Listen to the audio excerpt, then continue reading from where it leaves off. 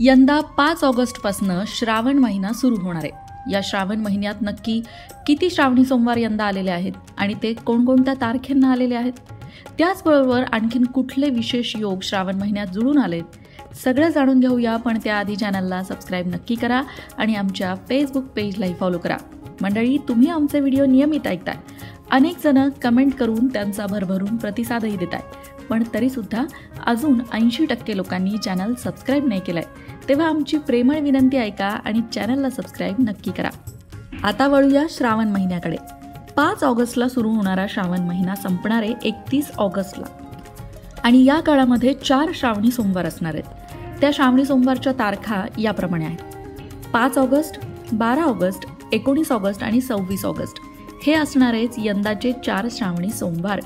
4 श्रावणी सोमवार आहेत, त्यामुळे 4 शिवामूठ अर्थातच वाहिल्या जातील. 5वी शिवामूठ वाहिली जाणार नाही. त्याचबरोबर यंदा मंगळागौर कधी कधी असणार आहे, तर मंगळागौरीचं पूजन केलं जाईल 6 ऑगस्टला, 13 ऑगस्टला, 20 ऑगस्टला आणि 27 ऑगस्टला. तसंच 9 ऑगस्टला असणारे नागपंचमी, 19 ऑगस्ट रोजी असणारे राखी पौर्णिमा. श्रावण मासातले मुख्य आकर्षण म्हणजे श्रीकृष्णाचा जन्म सोहळा. तो असणारे 26 ऑगस्ट रोजी आणि 27 ऑगस्टला साजरा केला जाईल गोपाळकाळा. यंदा ज्योतिषशास्त्रानुसार 1 सोडून 9 शुभ संयोग श्रावणामध्ये जुळून आलेले आहेत. त्यामध्ये राजयोग, कुमार योग, दुग्ध योग, अमृतसिद्धी योग, वज्रमुसल योग, स्थिर योग, रवी योग आणि सिद्धी योग असे हे योग आहेत. आणि म्हणूनच तर यंदाच्या श्रावणामध्ये केलेली उपासना निश्चित रूपाने खास असणार आहे. श्रावणामध्ये भगवान शिवशंकरांची पूजा केल्याने मनोकामना पूर्ती होते, हे तर सगळ्यांना माहिती आहे. ही पूजा केवळ वाचिक नाही तर शारीरिक आणि मानसिक पण असायला हवी.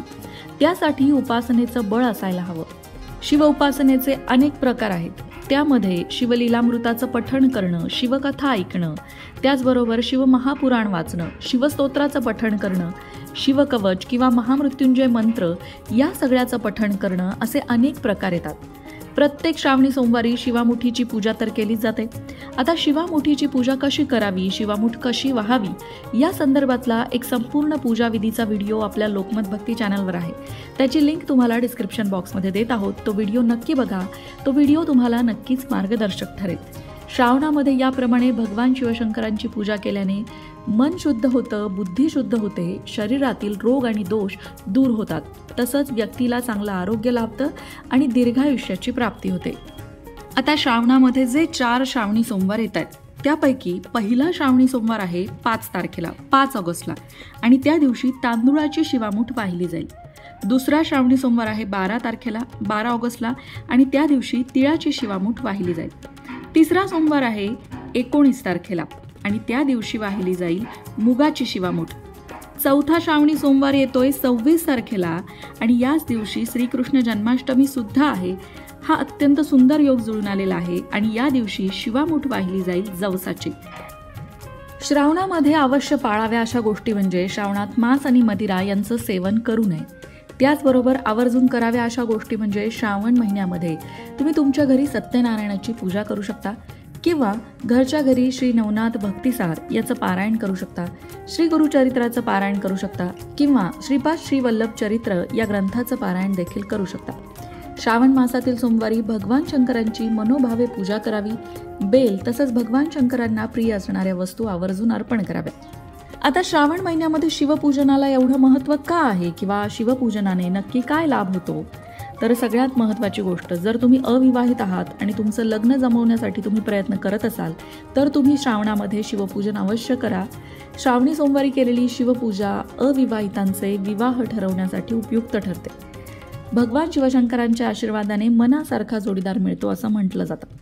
जर तुम्हाला शनी दोष असेल किंवा पितृदोष असेल किंवा कुठल्याही प्रकारच्या ग्रहदोषाने तुम्ही त्रस्त असाल तर श्रावण महिन्यामध्ये भगवान शिवशंकरांना जल नक्की अर्पण करावं, पाणी अर्पण करावं. त्यामुळे सगळ्या प्रकारच्या दोषातून मुक्तता होते असंही म्हटलं जातं.